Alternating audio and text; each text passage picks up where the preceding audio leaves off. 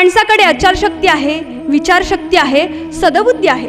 एखाद्या आजाराप्रमाणे जीवनात प्रवेश करणाऱ्या खोटारडेपणाला निपटून साधे व सरळ जीवन जगण्याचा प्रयत्न केलात तर सत्यम शिवम सुंदरम हे जीवन ब्रह्माचे रूप आपण सतत अनुभवत राहू शकतो.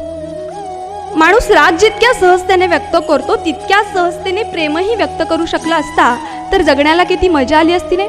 कारण माणसांच्या निम्म्या समस्या या व्यक्त केलेल्या रागामुळे आणि कधीच व्यक्त न केलेल्या प्रेमामुळे वाढतात.